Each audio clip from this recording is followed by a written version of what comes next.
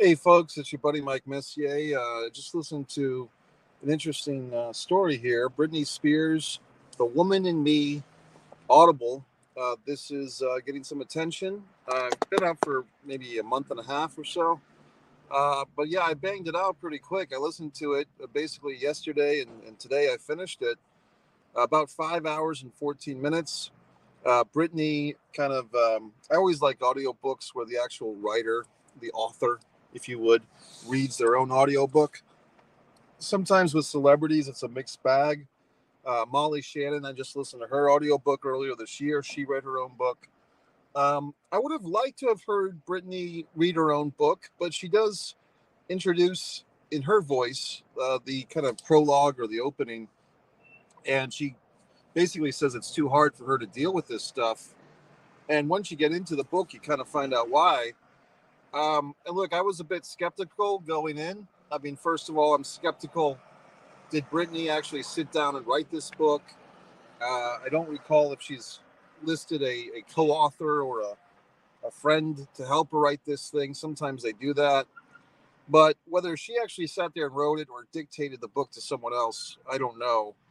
But the story, I think she shares so much that's pretty intensely personal. I can't really see a motivation for her to make up some of this stuff. It doesn't always make her look perfect. Not that she's claiming to be perfect. And I mean, I guess I'm more of a Britney Spears fan coming out of this book than I was going into it. Also, keeping in mind that every story's got three sides: your side, my side, and the truth. We don't have the luxury of listening to some of the other people's side. The Justin Timberlake's or her parents, especially her father. He does not have a chance to rebut in this thing, obviously. I recently watched Club Shay Shay. Shannon Sharp had Tommy Davidson, if you remember him, on as a guest. I guess Tommy had some issues with Will Smith and Jada Pinkett Smith years ago. And I guess Tommy Davidson wrote his autobiography. And he told an incident of how he kind of had a falling out with the Smiths. And apparently, according to Tommy, whenever you publish a book and you tell stories about people, their real names, you have to get their permission to publish that. So the Smiths had to approve it. So if that's the case for Britney's book, I kind of wonder if the Justin Timberlakes and the Spears father and her mother and her sister, did they all approve of this storytelling? Because that would be interesting to me because they all look like scumbags. By the end of this book, you're kind of really angry with her father, her little sister, her mom. They all seem like people that are really horrible and exploited this phenomenon named Britney Spears. Now, for me, I honestly, and I'm not bragging or trying to be, distance myself from her, but I don't have any Britney Spears albums. Probably the closest I ever had was a Christina Aguilera Best of CD. I do appreciate Britney, her music, but it wasn't my thing to go out and buy it. But I've certainly no, general sense her career. Um, this conservative ship we heard about 3, 4, 5 years ago um, was really when it started to become a thing. There was one YouTube guy who did like a free Britney video, and then it kind of gained steam. And next thing you know, Britney Spears free Britney shirts are everywhere. And I did like that portion of the story where Britney basically thanks her fans for helping her get out of the conservatorship. Maybe some stuff I would have liked to have heard more about, like I guess the good years, for lack of a better term. It does seem to be like an overnight sensation, and maybe that's how she experienced it. The going from just a kid actor on the Disney Mickey Mouse Club, the reboot, to suddenly being world famous. I guess I would have liked a few more nuances in there, but I guess her life has just been surreal. Michelle Williams, the actress, I think it was Michelle Williams a couple of years ago, or was it? It was Kirsten Dunst. It wasn't. See, there's like three. There's three of these early 2000s actresses, maybe four. It's like Reese Witherspoon's like the queen of them, and then I would say probably Kirsten Dunst is number two, and then I'd say Michelle Williams is number three. And I'd say like Dominic Swan or Swain is number 4.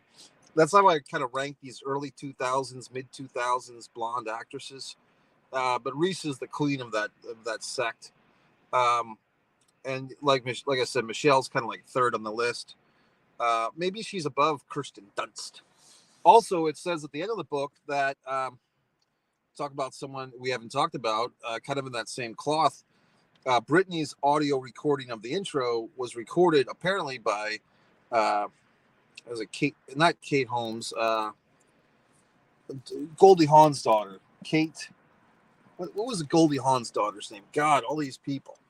But anyway, it's an interesting story. It does get you kind of mad. I do think that there's some nice receipts.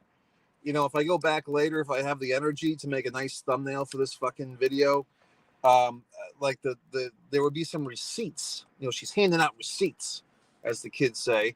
And Timberlake obviously gets some receipts. Federline, the father of 2 of her children, gets some receipts.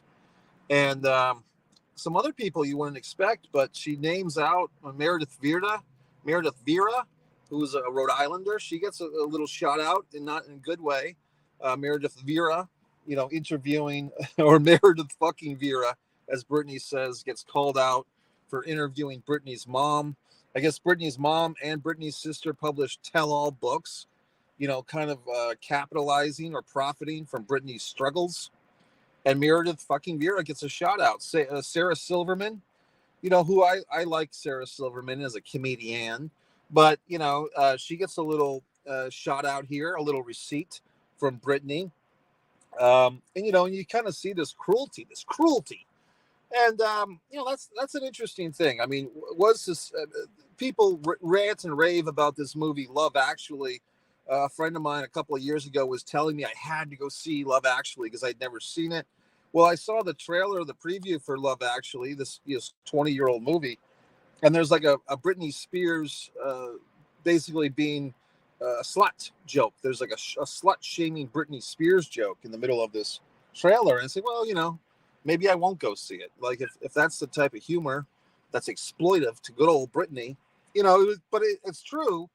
At the time, you know, the talk show circuit, the whoever the fucks, all these talk show guys, if Britney wasn't on the show and they were gawking at her body, her young body, when she was having trouble, they were talking about her behind her back, and people just, it was like a national pastime to bash this woman who's going through some troubles, and some pretty serious troubles too, that we knew some of but didn't know some of.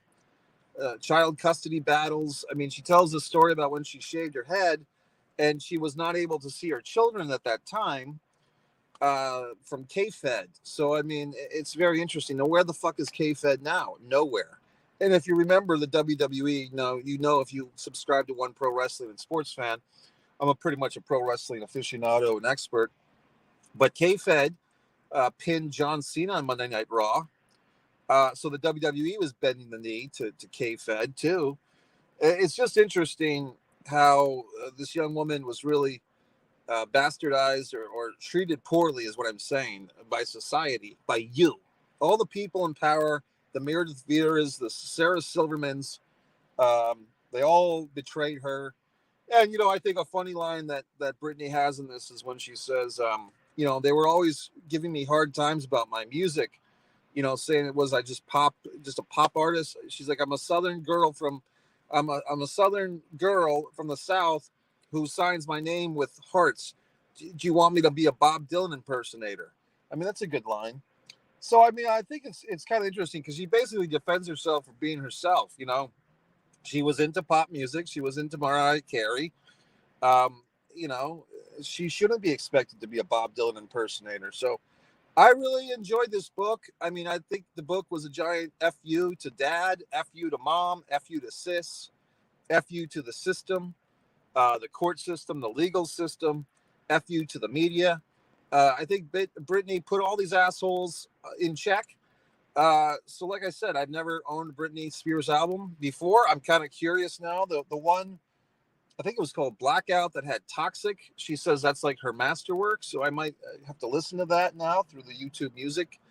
But but it's interesting. Like I was not a Britney Spears fan, but something compelled me to listen to this audiobook.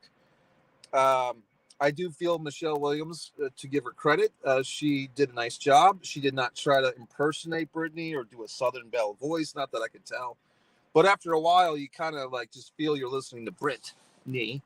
Um, and a special shout out for wherever the fuck it's worth to all the free Britney people who, people made fun of them too. And I think the fun of that was just, why would people make fun? It's like, well, why do you care about this Britney Spears? Well, they were fans. They saw human beings struggling. And Britney herself in this book makes a great point. I'm making millions of fucking dollars. I'm doing cameos on sitcoms. I'm playing Las Vegas 7 nights a week. Yet I can't balance my own books. Yet I'm not in control of my own life. Like I said, there's also a thing where I'd like to kind of hear the flip side of this, because Britney does admit that she almost basically killed herself and her boyfriend driving off a cliff, I think the day before the conservatorship began. So she does admit that like there was a catalyst for her being put under the conservatorship. What a weird word, conservatorship. However, as she says, why did it have to be her father? Her father, who was a struggling alcoholic when she was a kid. Why was he the one? I guess he's the one that wanted to be. So it does make you challenge this court system a little bit. Very tough stuff here, folks, because different states have different laws. People with mental illness or mental struggles or danger to their own health, you can make a case, that there should be these conservatorships, but at the same time, at what point is it too much? So I can totally see that debate. That's why I said, although I really get Britney's point of view on this, I would still, if the father has any defense for himself, now's the time, bucko. In the fucking courtroom of Mike Messier, you have your fucking 24-hour window, asshole, to defend yourself, and then I will judgment on you. I will serve judgment, okay? But look, Team Britney, whatever the fuck, I enjoyed the book. I have more respect for her coming out. Now, look, she does have some things where, sometimes these people, just to me, I mean, one thing that she keeps doing that I guess I do have to question a bit, and it's not my place to question, but I'm just thinking out loud for you. Several times she's like, we were going to start our own little family. Like, she kind of does this gimmick where first she's a stepmother to K-Fed's kids, then she's a mother to two of K-Fed's kids, then they get broken up, and maybe 10 or 12 years later she's marrying this other guy and they're trying to have a baby. And every single time it's like, oh, we wanted to start a family, we wanted to start a new family. It's like, how many goddamn families do you have to have? You know what I mean? Like, that's one of these gimmicks where people who feel the need to have children, it's not good enough to have children with this other asshole that you're divorced from. You have to have children with a new asshole or this other fuck or whatever. It's like everyone feels they're so goddamn important that they need to have all these children and stepchildren and start all these fucking families. I don't agree with that. I mean, it's like, why don't you just concentrate on the family you have? You know what I mean? The kids you have, the stepkids you have, try to work with that palette before you go cross-pollinate with other people again. Just my 2 cents, Brit. Beyond that, like I said, I like the audiobook. I'm interested in hearing what other assholes have to say about it. If you read it, if you listen, that's a cool thing with audio, is like you don't actually have to sit there and read with paper. And like I said, when you have a nice voice, like Michelle Williams, it makes it all easier. So I say, I'm glad Britney is free. Would I go see her in a concert? If the ticket was free or close to it, I would. I'm sure there are thousands of dollars to go see her now. I can't really justify that. But I do think, I have newfound respect. Really never didn't respect her. I never picked on her. I never put her down. I'm not guilty, Britney. I'm innocent of your thing. But I do feel like society is very odd. We love to build up these people, whether it's Kim Kardashian or Pete Davidson, and then we love to tear them down. Whether it's, I guess you could say Kanye has torn his own ass down. But I mean, these other people, we love to ride them up, and then we love to ride them down. So anyway, good job, Brittany. Dirty Laundry, Mike Messier.